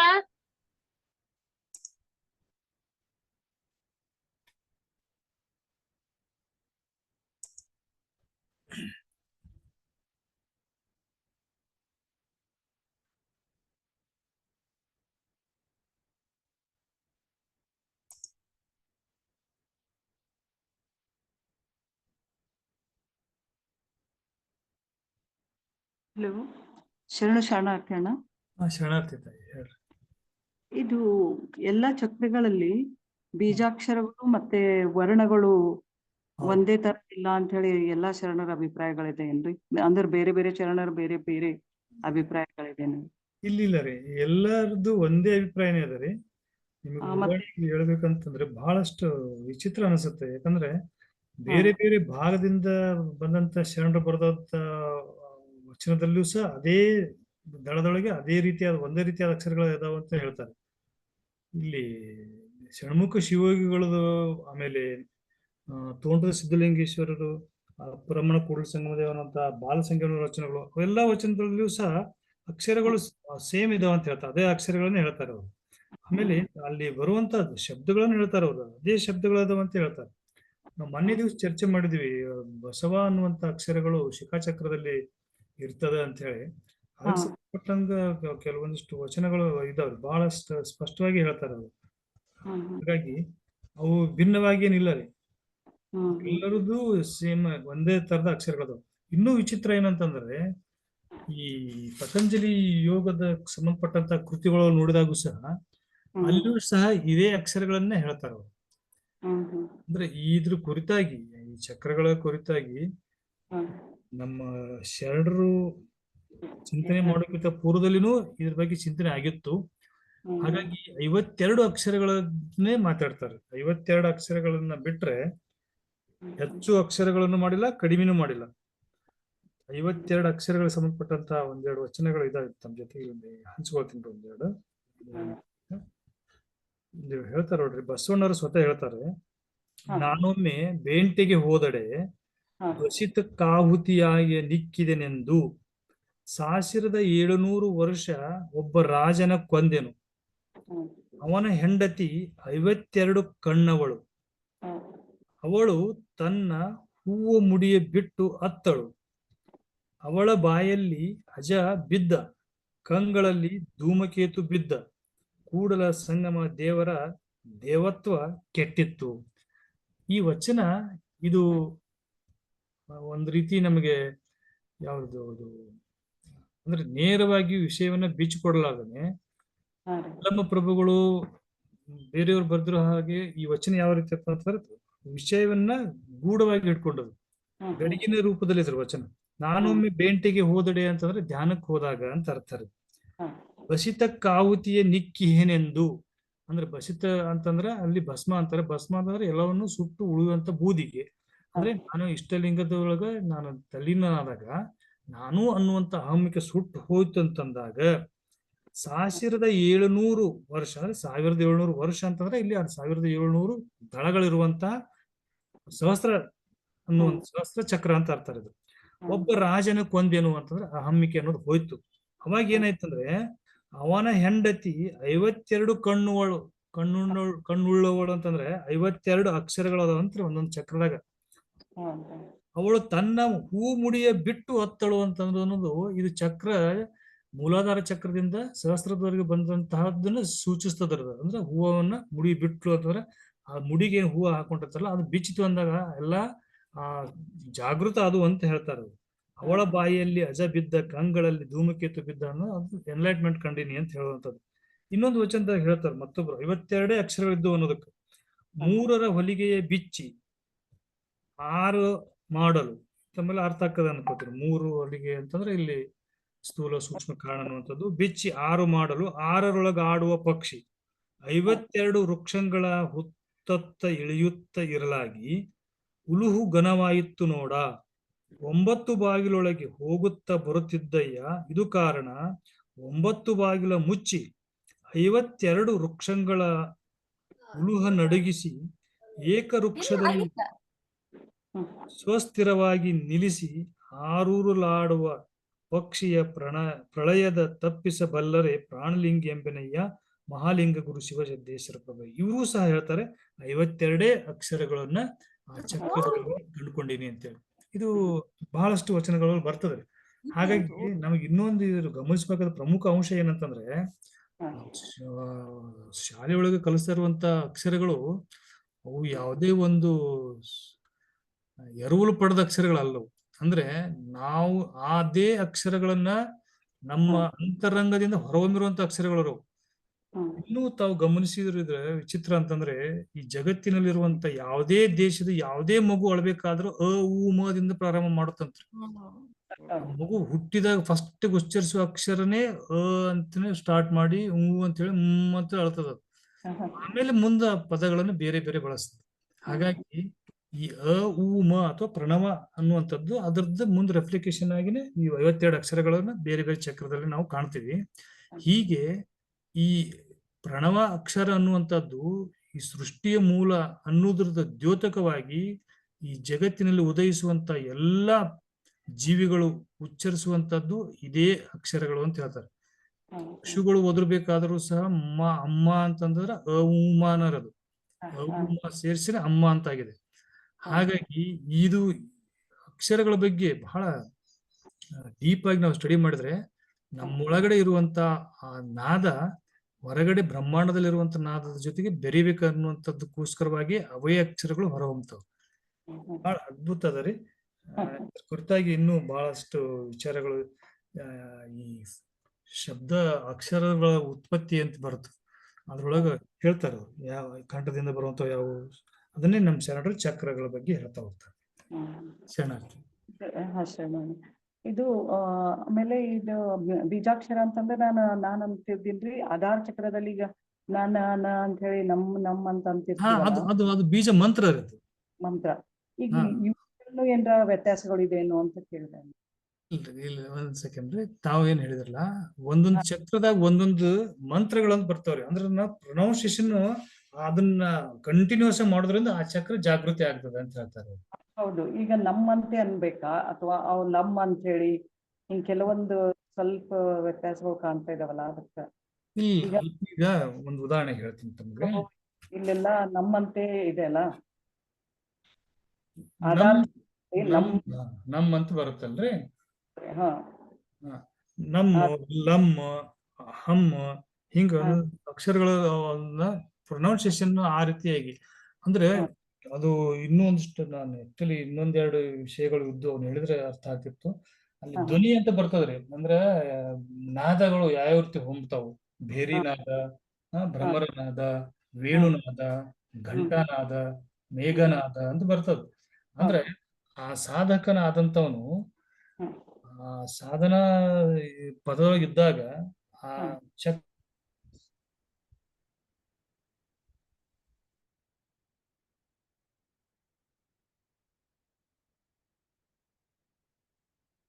ಉಚ್ಚರಿಸುವುದರಿಂದ ಆ ಒಂದು ಚಕ್ರಗಳು ಆಕ್ಟಿವೇಟ್ ಆಗ್ತಾವು ಅಂತ ಹೇಳಿ ಆ ಚಕ್ರಗಳಿಗೆ ಒಂದು ಬೀಜ ಮಂತ್ರ ಅಂತ ಕೊಟ್ಟಾರ. ಲಂ ಲಂ ರಂ ರಂ ನಿನ್ನಿನ ದಿವಸ ನೋಡಿದೇವೆ ನಾವು ಒಂದೊಂದು ಚಕ್ರಕ್ಕೆ ಒಂದೊಂದು ಬೀಜಾಕ್ಷರಗಳನ್ನ. ಇದ್ರದ್ದು ಬಹಳಷ್ಟು ನಮ್ಮ ಶರಣರು ಇದಕ್ಕೆ ಇಂಪಾರ್ಟೆನ್ಸ್ ಕೆಲವು ವಚನಕಾರ ಕೊಟ್ಟಾರ, ಎಲ್ಲಾ ವಚನಕಾರರಿಗೆ ಇಂಪಾರ್ಟೆನ್ಸ್ ಕೊಟ್ಟಿಲ್ಲ. ಯಾಕಂದ್ರೆ ಕಾಯಕಕ್ಕೆ ಹೆಚ್ಚು ಮಹತ್ವ ಕೊಡಬೇಕಾಗಿರೋದ್ರಿಂದ ಇದು ಪ್ರಾಕ್ಟೀಸ್ ಮಾಡ್ಬೇಕಪ್ಪ ಅಂತಂದ್ರ ಅಂಗದ ಮೇಲೆ ಹೆಚ್ಚು ಮನಸ್ಸನ್ನ ಕೇಂದ್ರೀಕರಿಸಿ ಜಾಗೃತಗೊಳಿಸಿ ಇದಕ್ಕೆ ಪರ್ಟಿಕ್ಯುಲರ್ ಆಗಿ ಇದನ್ನೇ ಮಾಡ್ಬೇಕಾಗ್ತದೆ. ಇದೇ ಕಾಯಕ ಆಗಿಬಿಡ್ತೈತ್ರಿ. ಹಾಗಾಗಿ ಎಲ್ಲೋ ಕೆಲವು ಜನ ಅಂದ್ರೆ ಅತ್ಯಂತ ಆಧ್ಯಾತ್ಮಿಕದ ಉನ್ನತ ಸ್ಥಾನಕ್ಕೆ ಹೋಗ್ಬೇಕು ಅನ್ನುವಂತ ಅಭಿಲೇಷನ್ ಇಟ್ಕೊಂಡಂತವ್ರು ಅಥವಾ ಈಗ ನಮ್ಗ ಚನ್ನಬಸವಣ್ಣವ್ರ ಅಂತವ್ರು, ಅಲ್ಲಂ ಪ್ರಭುಗಳು ಅಂತವ್ರು ಅಂತವ್ರಿಗೆ ಇದ್ರ ಮೇಲೆ ಹೆಚ್ಚು ಕೆಲಸವನ್ನು ಮಾಡಿದ್ದಾರೆ. ಹೆಚ್ಚು ವಚನಗಳು ಅವ್ರ ವಚನದಾಗ ನಾವು ಕಾಣ್ತೀವ್ರಿ ಎಲ್ಲ ಈ ಚಕ್ರಗಳ ಬಗ್ಗೆ. ಸಾಮಾನ್ಯವಾಗಿರುವಂತ ವಚನದೊಳಗೆ ಈ ಚಕ್ರಗಳ ಬಗ್ಗೆ ಕಾಣೋದಿಲ್ಲ. ಮತ್ತೆ ನಮಗೆ ಇವ್ರು ಬಿಟ್ರೆ ಅಕ್ಕ ಮಹಾದೇವಿಯವರ ಯೋಗಾಂಗ ತ್ರಿವಿಧಿ ಒಳಗೆ ನಾವು ಕಾಣ್ತೀವಿ. ಇವಿಷ್ಟು ಯೋಗಗಳ ಬಗ್ಗೆ ಅವರು ಪ್ರಾಕ್ಟೀಸ್ ಮಾಡಿದ್ರು ಅಂತ ಅನಿಸ್ತದೆ. ವಚನಗಳನ್ನು ಬಹಳಷ್ಟು ಕಳ್ಕೊಂಡಿವ್ರಿ ನಾವು ಕಲ್ಯಾಣ ಕ್ರಾಂತಿ ಒಳಗೆ. ಅವರೆಲ್ಲ ಬಹುಶಃ ಇದನ್ನ ಇನ್ನೂ ಡೀಪ್ ಆಗಿ ಸ್ಟಡಿ ಮಾಡಿ ಇದ್ರ ಬಗ್ಗೆ ಹೆಚ್ಚೆಚ್ಚಿ ಸಂಶೋಧನೆ ಮಾಡಿ ಏನಾದ್ರು ಬರೆದಿರ್ಬೋದೇನೋ ವಚನೇತರ ಸಾಹಿತ್ಯ ಅಥವಾ ವಚನಗಳು ಕಳ್ಕೊಂಡಿವಿ ಅನಿಸ್ತದೆ. ಯಾಕಂದ್ರೆ ಈ ಸೆಕ್ಯುಲರ್ ನೋಡ್ತಾ ಹೋದಂಗೆ ಇನ್ನೂ ಕೆಲವೊಂದು ನಮ್ಗೆ ಲಿಂಕ್ಗಳು ಇಲ್ಲ, ವಚನದಾಗ ಸಿಗ್ತಾ ಇಲ್ಲ. ನಾನು ನೀವು ಈಗ ತಾನು ಹೇಳಿದ್ನ ಬೀಜ ಮಂತ್ರದಾಗಿರ್ಬೋದು, ನಾದ ಆಗಿರ್ಬೋದು, ಅಂತವೆಲ್ಲ ವಚನಗಳನ್ನ ನಾನು ಎಷ್ಟು ಹುಡುಕಾಡಿದೆ, ಬಟ್ ಅವು ಸಿಗ್ತಾ ಇಲ್ಲ ಅಂದ್ಮೇಲೆ ಅವ್ರು ಸೈಕಲ್ದಾಗ ಅಷ್ಟೇ ಅದಾವು, ವಚನದಾಗ ಇಲ್ಲ ಅಂತಂದ್ರೆ ವಚನಗಳು ಕಳ್ಕೊಂಡಿರ್ಬೋದು ಅಂತ ನಾನು ಭಾವಿಸ್ತೀನಿ. ಶರಣಾರ್ಥಿ. ಶರಣಾರ್ಥಿಗಳು ಅಣ್ಣರೇ. ಶರಣಾರ್ಥಿ ಹೇಳ್ರಿ. ಪುಷ್ಪಕ್ಕ ಲಿಂಗದಳ್ಳಿ. ತುಂಬಾ ದಿನ ಆಯ್ತು ನಾನು ಜಾಯಿನ್ ಆಗ್ದಿಲ್ಲ. ಇವತ್ತು ಮೊನ್ನೆ ಒಂದ್ಸರಿ ಆಗಿದ್ದೆ. ನನ್ನ ಸಕಿಲಗಳು ಅದನ್ನ ಓದಿದ್ದೆ, ಆದ್ರೂ ನನಗೆ ಅರ್ಥ ಅಷ್ಟೊಂದು ಆಗ್ತಾ ಇರ್ಲಿಲ್ಲ. ಶಾರ್ಟ್ ಆಗಿ ಒಂದ್ ಸ್ವಲ್ಪ ಅದ್ರ ಬಗ್ಗೆ ಮಾಹಿತಿ ಎಂದಾದ್ರೂ ಕೊಡ್ತೀರಾ ಅಂತ. ಯಾವ್ದು ಹೇಳ್ರಿ? ಸಕಿಲಗಳ ಬಗ್ಗೆನೇ ಓದಿದ್ದೆ, ಬಟ್ ಅದು ನನಗೆ ಅರ್ಥ ಆಗ್ತಾ ಇರ್ಲಿಲ್ಲ. ಬಟ್ ಅದು ಶಾರ್ಟ್ ಆಗಿ ಯಾವತ್ತಾದ್ರೂ ನೀವು ಒಂದ್ ಕೊಡ್ತೀರಾ ಕ್ಲಾಸ್ನ, ಅಥವಾ ಶಾರ್ಟ್ ಆಗಿ ಹಂಗೆ ಒಂದ್ 5 ನಿಮಿಷದಲ್ಲಿ 10 ನಿಮಿಷದಲ್ಲಿ ಆಗಂಗೆ? ಹಲೋ ಶರಣಾರ್ಥಿಗಳು. ಶರಣಾರ್ಥಿ ಸರ್ವರಿಗೂ ಶರಣಾರ್ಥಿ. ಶಾರ್ಟ್ ಆಗಿ ಕೊಡೋದು ಬೇರೆ ರೇಖ, ಇದನ್ನ ಅನುಭವಿಸ್ಬೇಕು, ಇದನ್ನ ಅರ್ಥೈಸ್ಕೊಳ್ಬೇಕು. ಅದಕ್ಕೆ ನಾವು ಒತ್ತಿ ಹೇಳ್ತಿರ್ತೀವಿ. ಯಾಕಂದ್ರೆ ಯಾವುದೇ ಒಂದು ಕಾರ್ಯವನ್ನ ಮಾಡ್ಬೇಕು ಅಂತ ಅಂದ್ರೆ, ಯಾವುದನ್ನೇ ಅರ್ಥೈಸ್ಕೊಳ್ಬೇಕು ಅಂದ್ರೆ, ಯಾವುದನ್ನೇ ಸಾಧನೆ ಮಾಡ್ಬೇಕು ಅಂತ ಅಂದ್ರೆ, ಯಾವುದ್ರಲ್ಲಿ ನನ್ನ ಮನಸ್ಸನ್ನ ಕೇಂದ್ರೀಕರಿಸ್ಬೇಕು ಅಂತ ಅಂದ್ರೆ, ಗಾಳಿ ಬಿಟ್ಟಾಗ ತೋರಿಕೋ, ಗಾಳಿ ನೀನ್ ಅಧೀನವಲ್ಲ. ಗಾಳಿ ಬಿಟ್ಟಾಗ, ಯಾಕಂದ್ರೆ ಶ್ರಾವಣ ಗಾಳಿ ಬಿಟ್ಟಿತ್ತು. ಆದ್ರೆ ರುದ್ರೇಶ್ ಕಿತ್ತೂರ್ ಅಣ್ಣನವರು ಸಹನ ಒಬ್ಬ ಸೈನ್ಸ್ ಟೀಚರ್. ಹೌದಿಲ್ಲ? ಆ ಸಮಯವನ್ನ ಎಲ್ಲವನ್ನು, ಅವ್ರಿಗೂ ಕುಟುಂಬ ಇದೆ, ಅವ್ರಿಗೂ ಮಕ್ಕಳಿದ್ದಾರೆ, ಅವ್ರಿಗೂ ಸಂಸಾರ ಇದೆ, ಅದನ್ನೆಲ್ಲ ಲೌಕಿಕದ ಜೀವನವನ್ನ ಬದಿಗೊತ್ತಿ ಈ ಶ್ರಾವಣ ಮಾಸದ ಸಮಯವನ್ನ ಸಮಾಜಕ್ಕೆ ಮೀಸಲಿಟ್ಟಿದ್ದಾರೆ ಅಂತ ಅಂದ್ರೆ, ನಾವ್ ಅದಕ್ಕೆ ಏನ್ ಮಾಡ್ಬೇಕು ಅಂದ್ರೆ, ಗಾವುದ ಆತುರದಿಂದ 5 ಗಂಟೆ ಎಷ್ಟೊತ್ತಾಗುತ್ತೋ ಅಂತ ತುಳಿತಾ ಇರ್ಬೇಕಂತೆ ಮನ್ಸು. ಅದನ್ನು ನಾವು ಏನ್ ಮಾಡ್ತಿದೀವಿ ಅಂತ ಅಂದ್ರೆ, ಇದು ಯಾವಾಗ್ಲಾದ್ರೂ ಸಿಗ್ತಾರಲ್ಲ ಬಿಡು, ಯಾರಾದ್ರೂ ಸಿಗ್ತಾರಲ್ಲ ಬಿಡು. ಇಲ್ಲ, ಈಗ ನನಗೆ ಎಷ್ಟು ಅರ್ಥೈಸ್ಕೊಳಕ್ ಆಗುತ್ತೋ, ಎಷ್ಟನ್ನ ಗ್ರಹಿಸ್ಕೊಳಕ್ ಆಗುತ್ತೋ ಅಷ್ಟನ್ನ ಗ್ರಹಿಸ್ಕೊಂಡ್ರೆ, ಅಲ್ಲ ಅಕ್ಕ ಒಂದ್ ಹೇಳ್ತೀನಿ, ಅಧ್ಯಯನ ಮಾಡಿದಾಗ ಇನ್ನೊಂದ್ ಸ್ವಲ್ಪ ನಮಗೆ. ಮತ್ತೆ ನನಗೋಸ್ಕರ ಇಷ್ಟೊಂದು ಟೈಮ್ ವೇಸ್ಟ್ ಮಾಡೋದ್ ಬೇಡಕ್ಕ. ನಾನು ಯೂಟ್ಯೂಬ್ ಅಲ್ಲಿ ಏನಾದ್ರು ಸಿಕ್ಕಿದ್ರೆ ನಾನು ತಗೊಂತೀನಿ ಬಿಡ್ರಿ ಅಕ್ಕ. ಪಾಪ ಅವ್ರು ಮತ್ತೆ ಇಷ್ಟೆಲ್ಲ ಅಷ್ಟ್ ಕಷ್ಟಪಟ್ಟು ಓದಿ ಇದ್ರ ಬಗ್ಗೆ ಇಷ್ಟೊಂದು ಮಾಹಿತಿ ಕೊಡ್ತಿದಾರೆ ಅಂದ್ರೆ ತುಂಬಾ ಹೆಮ್ಮೆನೆ ನಮಿಗೂ ಅವ್ರ ಬಗ್ಗೆ. ಯಾಕೆಂದ್ರೆ ಒಬ್ರು ಮಾಸ್ಟರ್ ಆಗಿ ಇಷ್ಟನ್ನ ಸ್ಟಡಿ ಮಾಡ್ಕೊಂಡು ಅದೇನ್ ಸುಮ್ನೆ ಮಾತಲ್ಲ, ಅಷ್ಟ್ ಮಾಡ್ತಿದಾರೆ. ಮತ್ ನನಗೋಸ್ಕರ ಇಷ್ಟೊಂದು ಟೈಮ್ ಬೇಡ, ಮುಂದೆ ಇದನ್ ತಗೊಂಡ್ಬಿಡ್ರಿ. ಅಣ್ಣ, ವೀರಶೈವ ಅನ್ನೋದ್ರ ಬಗ್ಗೆ ಇದ್ರಲ್ಲಿ ಚನ್ನಬಸವಣ್ಣವ್ರು ಬರ್ದಿದಾರ ಅಣ್ಣರೇ? ಈಗ ಒಂದು ವಚನ ಹೇಳಿದ್ರ ಅದನ್ನ. ಅದು ಏನಾಗಿದೆ ಅಂದ್ರೆ, ಇವರು ಹಳಕಟ್ಟಿಯವರು ಸಂಗ್ರಹಿಸುವಂತ ಸಂದರ್ಭದಲ್ಲಿ ಹಳಕಟ್ಟಿಯವರಿಗೆ ವಚನಗಳು ಬೇರೆ ಬೇರೆ ಕಡೆಯಿಂದ ಸಿಕ್ಕುವಲ್ಲ, ಆ ಸಂದರ್ಭದಲ್ಲಿ ಅವರು ಆ ಪದವನ್ನ ಸೇರಿಸಿದಾರೋ ಅಥವಾ ಮೂಲದಲ್ಲಿ ಅದು ಇತ್ತು ಅನ್ನೋದ್ರ ಬಗ್ಗೆ ಇಲ್ಲ. ವೀರಶೈವ ಅನ್ನೋದ್ರ ಬಗ್ಗೆ ಅದು ಇತ್ತೀಚೆಗೆ ಬಂದಿರುವಂತ ಪದ ಅಂತ ಹೇಳಿನೇ ಹೇಳ್ತಾರೆ. ವಚನದೊಳಗೆ ಅಲ್ಲಲ್ಲಿ ಬಹಳಷ್ಟು ಕಡೆ ಸೇರ್ಪಡೆ ಆಗಿದೆ. ಅದನ್ನ ತೆಗೆದು ನಾವು ಬೇರೆ ಲಿಂಗಾಯತ ಬಳಸಿಕೊಂಡ್ರು ಏನ್ ತೊಂದ್ರೆ ಏನಿಲ್ಲ. ಅದು ವೀರಶೈವ ಅಂತ ಅನ್ನೋದು ಲಿಂಗಾಯತದ ಒಂದು ಭಾಗನೇ ಅಷ್ಟೇ. ಆಯ್ತಣ್ಣ, ತುಂಬಾ ಧನ್ಯವಾದಗಳು ಅಕ್ಕ. ಸಂಗಮೇಶ್ವರಿ ಅಕ್ಕ, ಬೇಜಾರಾಗ್ಬೇಡ್ರಿ. ಯಾಕೆಂದ್ರೆ ನನ್ನಿಂದ ಟೈಮ್ ಅಷ್ಟೊಂದ್ ಕಳಿಯೋದ್ ಬೇಡ ಅಂತಂದೆ ಅಷ್ಟೇ. ಆಯ್ತು ಸರಿ. ಓಕೆ ಅಕ್ಕ, ಓಕೆ ಜಾಯಿನ್ ಆಗ್ತೀನಿ ಆದಷ್ಟುವೆ. ಓಕೆ ಓಕೆ ಅಕ್ಕ, ನಂಗೂ ಖುಷಿ ಆಯ್ತು. ಇದು ಅಣ್ಣ ಶರಣಾರ್ಥಿ ಯಾರೋ ಬಹಳ ಡಿಸ್ಟರ್ಬ್ ಮಾಡ್ತಿದ್ದಾರೆ. ರುದ್ರೇಶ್ ಕಿತ್ತೂರಪ್ಪ ಅವ್ರೆ, ಶರಣಾರ್ಥಿ ಹೇಳ್ರಿ. ಒಂದ್ ನಿಮಿಷ. ಶರಣಾರ್ಥಿಗಳ್ರಿ, ಈಗ ಆಧಾರ್ ಚಕ್ರಕ್ಕ ನಾನೇ ಅಂತ ಯಾಕೆ ಕೊಟ್ಟಿದ್ದಾರೆ? ಅದೇ ಅಕ್ಷರ ಏನಂತ ಏನಾದ್ರು ತಾವು ಸ್ವಲ್ಪ ಹೇಳ್ಬೋದಾ? ಅಕ್ಷರಗಳನ್ನ ಅಲ್ಲಿ ಪರ್ಟಿಕ್ಯುಲರ್ ಒಂದೊಂದಕ್ಕೆ ನ ಮಾನ ಕೊಟ್ಟಿದಾರಲ್ರಪ್ಪ ಅವ್ರೆ, ಅದ್ರದ್ದು ಏನಾದ್ರು ವಿಶೇಷ ಇರ್ಬೋದಾ? ಅಂದ್ರೆ ಆ ಚಕ್ರ ಜಾಗೃತಿ ಆದಾಗ ಆ ಒಂದು ಅಲೆಗಳು ಬರ್ತಾವ್ರಿ. ಅಂದ್ರೆ ಈಗ ನಾನೇ ಪರ್ಟಿಕ್ಯುಲರ್ ಹೇಳಿದ್ರಲ್ಲ, ಅದ್ರದ್ದು ಏನಾದ್ರು ನ ಅಕ್ಷರದಾಗ ಏನಾದ್ರು ವಿಶೇಷತೆ ಅದ್ರದ್ದು ಏನಾದ್ರು? ಈಗ ಅದನ್ನ ಹೇಳ್ತೀನ್ರಿ. ನಾವು ಇದನ್ನ ನಾವು ಅರ್ಥ ಮಾಡ್ಕೋಬೇಕಂತಂದ್ರ ಈ ಮತ್ತೆ ಸಂಗೀತದ ಸ್ವಲ್ಪ ಜ್ಞಾನಕ್ಕೆ ಹೋಗ್ಬೇಕಾಗ್ತದ್ರಿ. ಹೌದ್ರಿ. ಒಂದು ಅಕ್ಷರವನ್ನ ನಾವು ಉಚ್ಚರಿಸಿದೀವಿ ಅಂದ್ರೆ ಅದು ಎಷ್ಟು ಕಂಪನದಿಂದ ಅದು ಉಚ್ಚಾರಣೆಗೆ ಬರುತ್ತೆ. ಈಗ ಸಪೋಸ್ ನಾವು ಒಂದು ತಂತಿಯನ್ನು ಮೀಟೋದ್ರಿಂದ ಒಂದೊಂದು ಅಕ್ಷರದ ಒಂದು ನಾದವನ್ನು ಬಿಂಬಿಸ್ತೀವಿ ನೋಡ್ರಿ. ಬಳಸೋದ್ರಿಂದ ಆಗಿರ್ಬೋದು ಅಥವಾ ಗಿಟಾರ್. ಆಧಾರ ಇದಕ್ ಕೊಟ್ಟಿದಾರಲ್ರಿ ಪರ್ಟಿಕ್ಯುಲರ್ ಆಗಿ. ಈಗ ಅದನ್ನ ಹೇಳ್ತಾ ಇದ್ದೀನಿ. ಈಗ ನ ಅಂತ ಅನ್ಬೇಕಾದಾಗ ಯಾವ ಪ್ರಮಾಣದ ನಾದ ನಮ್ಮಿಂದ ಹೊರಹೊಮ್ಮತದಲ್ರಿ, ಅದೇ ರೀತಿಯಾದಂತ ನಾದ ಆ ಚಕ್ರದಿಂದನೇ ಹೊರಹೊಮ್ಮತಿದೆ. ಆ ಚಕ್ರದಿಂದ ಅದೇ ನಾದ ಬರ್ತದೆ. ಆ ನಾದವನ್ನ ನಮ್ಮ ಶಾಬ್ದಿಕಕ್ಕೆ ತಗೊಂಡಾಗ ಅದು ನ ಅನ್ನುವಂತ ಅಕ್ಷರದ ನಾದ ಇರೋದ್ರಿಂದ ಆ ಚಕ್ರಕ್ಕೆ ಅಲ್ಲಿ ನ ಅನ್ನುವಂತ. ಈಗ ಪ್ರತಿ ನೀವು ಮಾಡಿದ್ರೆ ಯಾವ್ಯಾವ ಚಕ್ರದಿಂದ ಎಷ್ಟೆಷ್ಟು ಹರ್ಡ್ಸ್ ಶಬ್ದ ಬರುತ್ತೆ ಅನ್ನೋದು ಅದೇ. ಅದ್ರದ್ದು ಆಧಾರದ ಮೇಲೆ ಆ ಶಬ್ದ ಹರ್ಡ್ಸ್ ಅನ್ನ ನಾವು ಕನ್ವರ್ಟ್ ಮಾಡಿದಾಗ ಅದೇ ಅಕ್ಷರ ಅದು ಫಾರ್ಮೇಶನ್ ಆಗ್ತದೆ. ಈ ಗ ಅನ್ಬೇಕಾದಾಗ ಯಾವ ರೀತಿಯಾಗಿ ನಾವು ಶಕ್ತಿಯನ್ನು ಬಳಸ್ತೀವಿ ಅಥವಾ ಅದರಿಂದ ಯಾವ ಹರ್ಡ್ಸ್ದಾಗ ಅದು ಕಂಪನ ಬರ್ತೈತಿ, ಆ ಕಂಪನ ಆ ಚಕ್ರದಿಂದ ಬರ್ತಿರ್ತದ್ರಿ. ಹಾಗಾಗಿ ಅದೇ ಅಕ್ಷರನ ಅದಕ್ಕೆ ಹೊಂದಿಸ್ತಾರೆ. ಧನ್ಯವಾದಗಳಪ್ಪ, ತುಂಬಾ ಧನ್ಯವಾದಗಳು. ಶರಣಾರ್ಥಿ ಅಣ್ಣ. ಇದು ಚನ್ನಬಸವಣ್ಣವ್ರದ್ದು ವಚನ ಸಂಪುಟದಲ್ಲಿ 1179ನೇ ವಚನ. 1179ನೇ ವಚನ.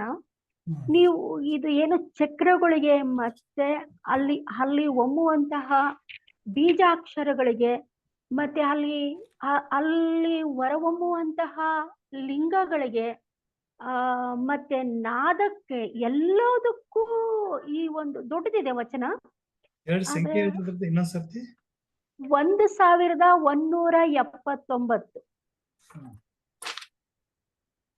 ಸರಿ ಸರಿ. ಆಮೇಲೆ ಅಂದ್ರೆ ಈಗ ಇಲ್ಲಿನವರೆಗೂ ಏನು ಎಲ್ಲ ನಮ್ ತಾಯಂದಿರು ಏನ್ ಪ್ರಶ್ನೆ ಮಾಡಿದ್ರಲ್ಲ, ಆ ಒಂದು ಪ್ರಶ್ನೆಗೆ ನೀವ್ ಇಲ್ಲಿನವರೆಗೂ ಕೊಟ್ಟಿರೋ ಇದು ಅನುಭವಕ್ಕೆ ಈ ವಚನ ಬಹಳ ಅರ್ಥಪೂರ್ಣವಾಗಿದೆಯೇನೋ ಅಂತ ಅನ್ನಿಸ್ತು. ಈ ವಚನವನ್ನ ಪ್ರತಿಯೊಬ್ರು ನೋಡ್ಬೋದ್ರಿ ಅಣ್ಣ, ನೋಡ್ಬೋದು ಇದನ್ನ. 1179ನೇ ವಚನ, ಚನ್ನಬಸವಣ್ಣನವರ ವಚನ ಸಂಪುಟ. 1268 ಒಂದು ವಚನ ಅದ ರೀ. ಅದು 1, 2, 3, 4, 5, 6 ಪುಟಗಳದ್ದೈತೆ ವಚನ. ಹೌದಾ? ಇದು ಸುದೀರ್ಘ 1268. ಇದು 3 ಪುಟ ಇದೆ ರೀ ಅಣ್ಣ. ಹೌದ್ರಿ. ಇದು ಅದಕ್ಕಿಂತ ದೊಡ್ಡದು. ಅಂದ್ರೆ ಟೋಟಲಿ ಅಲ್ಲಂ ಪ್ರಭುಗಳು ಹೆಚ್ಚಾಗಿ ಇದ್ರ ಬಗ್ಗೆ ಹೆಚ್ಚು ಚಿಂತನೆ ಮಾಡಿದಂತವ್ರೆ ಚನ್ನಬಸವಣ್ಣವರು. ಅಂದ್ರೆ ಅಲ್ಲಿ ಹೊರಹೊಮ್ಮುವಂತಹ ಅಕ್ಷರಗಳಾಗಿರ್ಬೋದು, ಅಲ್ಲಿ ಬರುವಂತಹ ಲಕ್ಷಣಗಳಾಗಿರ್ಬೋದು, ಅಥವಾ ಅಲ್ಲಿ ಹುಟ್ಟುವಂತಹ ನಾದಗಳಾಗಿರ್ಬೋದು, ಅಲ್ಲಿ ಅನುಭವಿಸುವಂತಹ ಲಿಂಗಗಳಾಗಿರ್ಬೋದು, ಎಲ್ಲದಕ್ಕೂ ಸೇರಿಸಿ ಈ ವಚನ ಬಹಳ ಅರ್ಥಪೂರ್ಣ ಅನ್ನಿಸ್ತು, ಹೇಳ್ಬೇಕನ್ನಿಸ್ತು.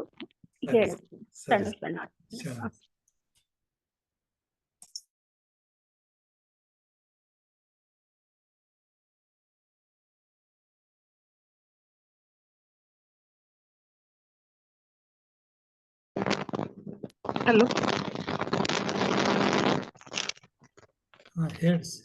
ಹಲೋ, ಶರಣಾರ್ಥಿ ರೀ ಅಣ್ಣವ್ರೆ. ಶರಣಾರ್ಥಿ.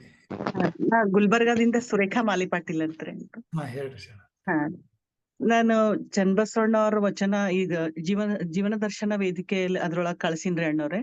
ಹಾ ಆ ವಚನ ನನಗ ಸುಮಾರು 10 ವರ್ಷದ ಹಿಂದ ಅನುಭವ ಮಂಟಪದೊಳಗ ಅರವಿಂದ್ ಜತ್ತಿ ಅವರು ಮೊಬೈಲ್ ನಲ್ಲಿ ಹಾಕಿ ಕೇಳ್ಸಿದ್ರಿ ಅಣ್ಣವ್ರೆ. ಹೌದು. ನನಗೆ ಸಖಿಲಗಳು ಗೊತ್ತಿದ್ದಿಲ್ಲ ಅವಾಗ, ಬಿಫೋರ್ 10 years ಬ್ಯಾಕ್. ಹಾ ನನಗ್ ಏನು ಗೊತ್ತಿದ್ದಿಲ್ಲಲ್ರಿ. ಆ ವಚನ ನನಗ್ ಭಾಳ್ ಹಿಡಿಸಿತ್ರಿ. ಅದು ನೀವು ಗುದ್ದ ಸ್ಥಾನದಲ್ಲಿ ಆಧಾರ ಚಕ್ರ ಅಂತೇಳಿ ಸ್ಟಾರ್ಟ್ ಆಗ್ತದ್ರಿ. ಹಾ ಹಾ ಅದು ವಚನ ಹಿಡ್ಕೊಂಡು ಸಿಡಿ ಹುಡುಕಿ ಮತ್ತೆ ನನ್ ಮೊಬೈಲ್ ನಲ್ಲಿ ರೆಕಾರ್ಡ್ ಮಾಡ್ಕೊಂಡು ಅದನ್ನ ಕೇಳ್ತಾನೆ ನಾ ಶಿವಯೋಗ ಮಾಡ್ತಿದ್ದೆ ರೀ. ಹಾನ್ರಿ. ಅದು ಮಾಡ್ತಾ ನನಗ್ ಬೈ ಹರ್ಟ್ ಆಗಿ ಇವಾಗ ದಿನಾಲೂನು ಆ ವಚನ ಹೇಳ್ಕೊಂತಾನೆ ನಮ್ ನಮ್ ನಮ್ ನಮ್ ಮಮ್ ಮಮ್ ಮಮ್ ಅಂತ ಹಿಂಗೆಲ್ಲಾ ಶಿವಯೋಗ ಮಾಡ್ಕೋತಾನೆ ನಾ ಹೇಳ್ಕೊತ ಹೋಗ್ತೀನ್ರಿ. ಈಗ ಬೈ ಹರ್ಟ್ನು ಆಗ್ಯದ. ಆದ್ರೆ ನಾ ಹೇಳೋದ್ ಏನಿಲ್ಲ ಅಂತಂದ್ರ ನನಗ್ ಏನು ಗೊತ್ತಿದ್ದಿಲ್ಲ, ಫುಲ್ ಝೀರೋ ಇದ್ದೆ ರೀ ನಾನು. ಆ ವಚನ ನನಗ್ ಸಖಿಲ ಅಂತನೂ ಗೊತ್ತಿದ್ದಿಲ್ಲ. ನೀವ್ ಹೇಳೋದ್ರಿಂದಾನೇ ಆ ಸಖಿಲದೊಳಗ ಆ ವಚನ ಬರ್ತದ ಅಂತ ಅಂಗಲಿಂಗದ ಸಂಬಂಧ ವಚನ ಅಂತ ನನಗ್ ಈಗ ಗೊತ್ತಾಗಿದ್ರಿ ಅಣ್ಣವ್ರೆ. ನನಗ ಅದು ಕೇಳ್ತಾ ನೀವ್ ಹೇಳಿದ್ಮೇಲೆ ನನಗಾರ ಇಷ್ಟು ಆ ವಚನ ನನಗ್ ಗೊತ್ತಿಲ್ಲಾರ್ದಾಗ್ನು ನಾ ಅದನ್ನ ಅನುಭವಿಸಿನಲ್ಲ ಅಂತೇಳಿ ಭಾಳ ಆನಂದ ಆಗ್ತದ್ರಿ. ಅದನ್ನ ನಿಮ್ಮೆಲ್ಲರಿಗೂ ಹೇಳ್ಬೇಕಂತ ಅನ್ಸಿತ್ತು, ಹಂಗಾಗಿ ಹೇಳಕತ್ತಿದ್ರಿ ಅಣ್ಣವ್ರೆ. ಖುಷಿ ಆತ್ರಿ. ಶರಣಾರ್ಥಿ. ಸೂರ್ಯಕಾಕೋರೆ, ಈಗ ನಾನು ಹಾ ರೀ. ಹೇಳ್ತಾ ಇರೋದು ಅದೇ ವಚನ. ಅದೇ ರೀ ನೀವ್ ಅನ್ನತ್ತಿದ್ರಿ, ನಾನು ಅದೇ ಫ್ಲಾಶ್ ಆಯ್ತ್ರಿ. ಈಗ ಕಳ್ಸಿನ್ರಿ, ಜೀವನ ದರ್ಶನ ವೇದಿಕೆ ಒಳಗ್ ಕಳ್ಸಿನ್ ನೋಡ್ದೆ ಹಾ ಆ ವಚನ ಇನ್ನ ದೊಡ್ಡದಿದೆ, ಇನ್ನೂ ಇನ್ನ ದೊಡ್ಡದಿದೆ. ಹಾ ದೊಡ್ಡದಿದೆ. ಅದು ಹೌದ್ರಿ. ಅಲ್ಲಿಗೆ ನಿಲ್ಲಿಸ್ಬಿಟ್ಟಿದ್ದಾರೆ ಸ್ವಲ್ಪ. ಇಲ್ಲ, ನನ್ನ ಸಿಡಿಯಲ್ಲಿ ಫುಲ್ ಬರ್ತದ್ರಿ. ಹ್ಮ್ ಅದನ್ನ ನೋಡ್ ಮತ್ ಕಳಿಸ್ತೇನ್ರಿ. ಇದ್ರೊಳಗ್ನು ಅದಾರಿ. ಭಾರತಿ ಅವರು ಇದ್ರೊಳಗ ಶತಏಕದ ಹೌದು. ನೆಲೆ ಮನೆದೊಳಗ್ನು ಹಾ ಅದಾರಿ. ಹೌದು, ಕರೆಕ್ಟ್. ಅದ್ರೊಳಗ್ ಅದ್ರಲ್ಲೂ ಅದಾರಿ ಇದೆ. ವಚನ. ಮತ್ತೆ ಹಾ. ಭಾರತಿ ತಾಯಿ ಅವರು ಇದು ಮಾಡಿದಾರಲ್ಲ, ಯಾವ್ದು ಸಕಿಲಗಳು, ಅದ್ರಲ್ಲೂ ಇದೆ ಈ ವಚನ. ಮತ್ತೆ ಅದ್ರಲ್ಲಿ ವಚನ ಸಂಪುಟದಲ್ಲೂ ಇದೆ. ಹಾ ಸರಿ ಹಾನ್ರಿ ಅಣ್ಣ. ಅಣ್ಣ, ಈ ವಚನ ಸಿಕ್ತಂದ್ರೆ ನೋಡ್ರಿ ಅಣ್ಣ. ಹಳೇದ್ರಾಗೆ ಎಷ್ಟು ನಂಬರ್ ಸಿಗುತ್ತೋ ಗೊತ್ತಿಲ್ಲ. ಈಗ ಮಾಡಿರುವಂತಹ ವಚನ ಸಂಪುಟ ರೀ ಅಣ್ಣ, ಅದು ಇನ್ನೊಂದ್ ಸ್ವಲ್ಪ ಪ್ರಾರಂಭದ ಸಾಲು ಹೇಳಿಬಿಟ್ರೆ ನನಗೆ ಗೊತ್ತಾಗಿಲ್ಲ. ಗುದಸ್ಥಾನದಲ್ಲಿ ಆಧಾರ ಚಕ್ರ. ಹಾ ಸರಿ. ಅಲ್ಲಿಗೆ ಪೃಥ್ವಿ ಎಂಬ ಮಹಾಭೂತ, ಸದ್ಯೋಜಾತ ವಸ್ತ್ರ, ಬ್ರಹ್ಮ ಪೂಜಾರಿ, ಸುವರ್ಣದ ತೇಜ, ಹಿಂಗ್ ಸ್ಟಾರ್ಟ್ ಆಗುತ್ರಿ ಅಣ್ಣ. ಸರಿ. ಹಾ ಲಾಸ್ಟಿಗೆ ಬಾಳ ಚಲೋ ಅದ ವಚನ. ಇದನ್ನ ನೋಡ್ರಿ ಅಣ್ಣ. ಶರಣಾರ್ಥಿ.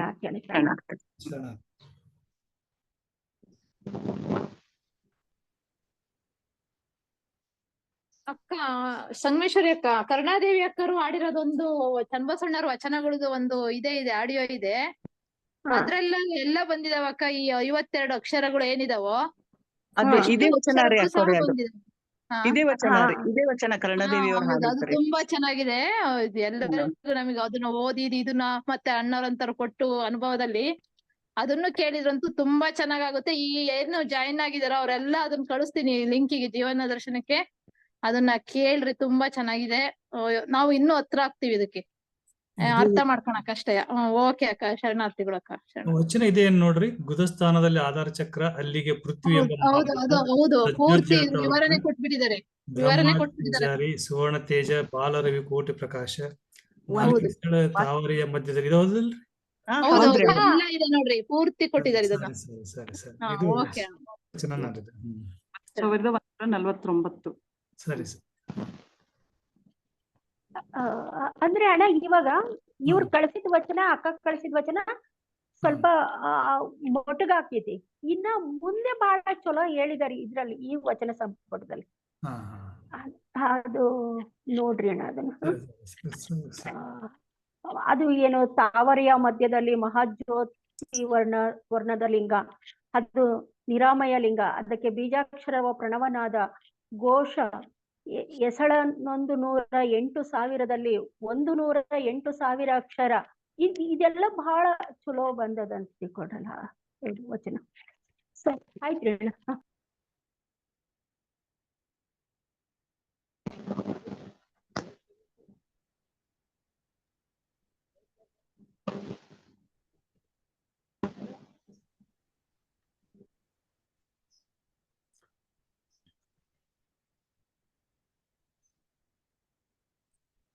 ಸರಿ, ಮತ್ತೇನು ವಿಷಯಗಳು ಚರ್ಚೆಗೆ ಇಲ್ಲವಾ ಅಂತಂದ್ರೆ ಇವತ್ತಿನ ಈ ಒಂದು ಅನುಭವ ಇಲ್ಲಿಗೆ ಮುಗಿಸೋಣ ಅಂತ್ರಿ.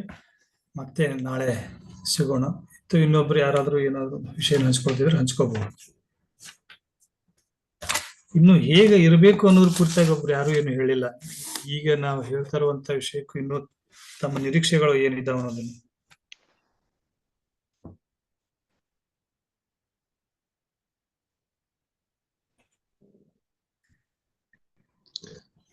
ಹಲೋ, ಹಾ, ಶರಣಾರ್ಥಿ ಹೇಳ್ರಿ. ಶರಣಾರ್ಥಿ ಸರ್. ಈ ಏನಿಲ್ಲ ಸರ್, ನಮಗೆ ಸಕ್ಕಿಲಗಳು ಭಾಗ ಹಳ್ಕಟ್ಟಿ ಅವರು ರಚನೆ ಭಾಗ ಈ ಎರಡೈತಲ್ಲ ಸರ್, ಹೌದೌದು. ಅದ್ರಲ್ಲಿ ಸ್ಟಡಿ ಮಾಡಿದ್ವಿ, ಅರ್ಥ ಆಗಿದ್ದಿಲ್ಲ ಸರ್. ಇದ್ರಲ್ಲಿ ಬಹಳ ನಮಗೆ ತುಂಬಾ ಚೆನ್ನಾಗಿ ಅರ್ಥ ಆಯ್ತು ಸರ್. ಅದೇ ನಮಗೆ ಬಹಳ ಸಂತೋಷ ಅನಿಸ್ತತಿ. ನಾನು ಅದರಂದು ತೋಡಿದಿನ್ರಿ. ವಚನಶಾಸ್ತ್ರ ಸಾರ 2 ಭಾಗದಲ್ಲಿರುವಂತಹ ಸಕಿಲೆಗಳ ಅಧ್ಯಾಯದಿಂದನೇ ನಾನು ಹೆಚ್ಚು ಈ ಅನುಭವಕ್ಕೆ ಇಟ್ಕೊಂಡಿರುವಂತದ್ದು. ಆಮೇಲೆ ನೀವೇನು PPT ಚಿತ್ರ ಅವನ್ನೆಲ್ಲ ಮಾಡಿರಲ್ಲ, ತುಂಬಾ ಆಕರ್ಷಣೀಯವಾಗಿದೆ ಅವು. ಸರಿ ಸರಿ ಅವು ನಮಗೆ ಬಹಳ ಇಷ್ಟ ಆಯ್ತು ಸರ್ ಅದು. ಸರಿ ರೀ. ಇನ್ನೊಂದು ಹೆಚ್ಚುವರಿ ಏನಪ್ಪಾ ಅಂತಂದ್ರೆ ಈ ಸರ್ತಿ ಸಂಗಮೇಶ್ವರ ತಾಯಕ್ಕವರು ನಮಗೆ ಕೇಳಕ್ ಆಗದೆ ಇರುವಂತದ್ದು ಮರ್ತು ಹೋಗ್ಬಾರ್ದು ಅಂತೇಳಿ ಅದನ್ನ ಯೂಟ್ಯೂಬ್ ಅಪ್ಲೋಡ್ ಮಾಡ್ತಾ ಇದ್ದಾರೆ. ಅದನ್ನ ಮತ್ತೆ ನಾವು ಪದೇ ಪದೇ ಕೇಳ್ಕೋಬಹುದು ಅಂತ ಅನ್ಸ್ತದೆ. ಒಳ್ಳೇದು. ಹೌದು ಸರ್, ಅದು ಒಂದ್ ಬಹಳ ಉಪಯುಕ್ತವಾದ ವಿಚಾರ ಸರ್ ಅದು. ಆಮೇಲೆ ನಮಗೆ ಇನ್ನೂ ಒಟ್ಟು ಹೆಚ್ಚಿನ ಮಾಹಿತಿಗಳು ಬೇಕು ಸರ್. ಇದು ಮಾಡೋಣ ಎಷ್ಟು ಸಾಧ್ಯ ಆಗುತ್ತೆ. ಹ್ಞೂ ಸರ್. ಅಣ್ಣ ಏನ್ ಗೊತ್ತಿ ಶರಣಾರ್ಥಿ ಅಣ್ಣ, ಇವಾಗ ಎಲ್ಲರಲ್ಲೂನು ಇವಾಗ ನೀವ್ ಹೇಳ್ಕೊತಾ ಬಂದ್ರಿ ಸಕಿಲಗಳು ಅಂದ್ರೆ ಯೋಗಾಂಗ, ಭೋಗಾಂಗ, ತ್ಯಾಗಾಂಗದ ಬಗ್ಗೆ, ಮತ್ತೆ ಶರೀರಗಳ ಬಗ್ಗೆ, ಮತ್ತೆ ಅಲ್ಲಿ ಪ್ರಣವದ ಬಗ್ಗೆ, ಆಕೃತಿ ಬಗ್ಗೆ, ಕಲೆಗಳ ಬಗ್ಗೆ, ಸಾದಾಕ್ಯದ ಬಗ್ಗೆ, ಹಿಂಗೆ ಎಲ್ರಿಗೂ ಇದು ಮನನ ಆಗ್ಬೇಕು.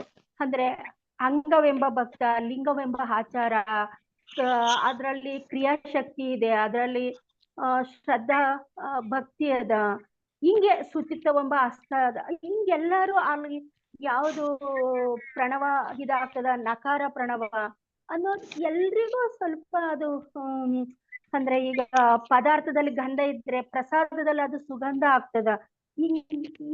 ಎಲ್ರಿಗೂ ಸ್ವಲ್ಪ ಅದು ಇದಾಗೋದ್ರಿಂದ ಬಹಳ ಚಲೋನೇನೋ ಅಂತ ಅನ್ನಿಸ್ತದ ಒಂದೊಂದ್ಸತಿನ, ಏನ ಗೊತ್ತಿಲ್ಲ. ಎಲ್ಲರಿಗೂ ಅದು ಮನನ ಆಗ್ಬೇಕು. ಅವಾಗ ಯಾವುದೇ ವಚನಗಳನ್ನಾಗ್ಲಿ ಅಥವಾ ನಿಮ್ಮಂತ ಜ್ಞಾನಿಗಳ ಹತ್ರ ಕೇಳಿದ್ದಾಗ್ಲಿ ಸ್ವಲ್ಪ ಎಲ್ಲೋ ಒಂದ್ ಕಡೆ ಇದಾಗುತ್ತೇನೋ ಅಂತ ಸಾಧನೆಗೆ ಒಂದಿಷ್ಟು ಅನುಕೂಲ ಆಗ್ತದೇನೋ ಅಂತ ಅನ್ನಿಸ್ತದೆ. ತಮ್ಮ ಕಳಕಳಿನ ಸರಿಯಾಗಿದ್ದೀರಿ. ಅದು ಪ್ರಾರಂಭದ ಹಂತದಲ್ಲಿ ಇದ್ದೀವಿ ನಾವೆಲ್ಲರೂ. ಆಮೇಲೆ ಏನಾಗ್ತದಪ್ಪ ಅಂತಂದ್ರೆ ಅದರದ್ದು ಕಡೆ ಒಲವು ಆಗ್ಬೇಕಲ್ಲ. ಫಸ್ಟಿಗೆ ನಾವು ಭಕ್ತಿ ಸ್ಥಳದ ಅರ್ಥನೇ ಅದೇ, ಒಲವು ಹೆಚ್ಚಿಸಿಕೊಳ್ಳುತ್ತಾ ಹೋದಾಗೆ ಅದ್ರೊಳಗಡೆ ನಾವು ಇಳಿತೀವಿ. ಆಮೇಲೆ ನಮಗ ಗೊತ್ತಿಲ್ಲದಾಗೆ ನಮ್ಮನ್ನ ನಾವು ಮರಿತೀವಿ, ಅದ್ರ ಜೊತೆ ನಾವು ಬೆರಿತೀವಿ. ಆಮೇಲೆ ನೀವು ಹೇಳಿದ ಹಾಗೆ ಅದು ಗಂಧ ಇದ್ದಿದ್ದು ಸುಗಂಧ ಆಗುವಂತದ್ದು, ರಸ ಇದ್ದಿದ್ದು ಪ್ರಸಾದ, ಈ ರೀತಿಯಾದಂತಹ ಬದಲಾವಣೆಗಳು ಆಗ್ತಾವು. ಅವಾಗ 12ನೇ ಶತಮಾನದಾಗ ಏನಿತ್ತು ಅಂದ್ರೆ ಬಸವಣ್ಣವರು, ಚನ್ನಬಸವಣ್ಣವರು, ಅಲ್ಲಂಪ್ರಭು ಅಂತ ಸಾಧಕರು ನಮ್ಗೆ ಎದುರಿಗೆ ಇದ್ರು. ಅವ್ರ ಎದುರಿಗೆ ಆಗಾಗ ಅಷ್ಟು ಜನ ಸಡನ್ ಆಗಿ ಪರಿವರ್ತನೆ ಹೊಂದಿದ್ರು ಅವರು. ಬಟ್ ನಮ್ಮ ಎದುರಿಗೆ ಅಂತ ಯಾವುದೇ ಗುರು ಇಲ್ಲ. ನಾವು ಗುರಿ ತಪ್ಪಿ ನಡೀತಾ ಇರೋಂಥ ಶರಣರಾಗಿದ್ದೀವಿ. ಆಗ್ತೈತಿ ನಮಗ್ ಮಾರ್ಗದರ್ಶಕರು ಗುರುಗಳು ಅಂತಂದ್ರೆ ವಚನ ಸಾಹಿತ್ಯ. ಅವುಗಳಿಗೆ ಏನ್ ಹೇಳಿದ ಅನ್ನೋದನ್ನ ನಾವು ಸ್ವ ಅಧ್ಯಯನದಿಂದ ಮಾಡ್ಕೊಂಡು ಸಾಧನದಾಗ ಹೋದಾಗ ನೀವೇನ್ ನಿರೀಕ್ಷೆ ಮಾಡ್ತಿಲ್ಲ ಅದು ಈಡೇರ್ತದೆ. ನೋಡೋಣ್ರಿ, ಅದು ಬಸವ ಕೃಪೆ. ಈಗ ನಾವು ಕ್ರಮಿಸ್ತಾ ಇರುವಂತ ದಾರಿ ಸರಿ ಇದೆ ಅಂತೇಳಿ ನಾವೆಲ್ಲ ಭಾವಿಸ್ಕೊಂಡ ಇತ್ತ ಕಡೆ ನಾವು ನಡೆಯೋಣ. ಈಗ ಆಗ್ಬೋದು ಅಂತ ಅನಿಸ್ತದೆ. ಎಷ್ಟೋ ಬದಲಾವಣೆಗಳು ಆಗಿದವ್ರಿ. ವಚನವನ್ನು ಓದೋದ್ರಿಂದನೇ ಎಷ್ಟೋ ವ್ಯಕ್ತಿತ್ವ ಚೇಂಜ್ ಆಗ್ತೈತಿ. ಆಗ್ಬೋದು, ನಿರೀಕ್ಷೆ ಮಾಡೋಣ.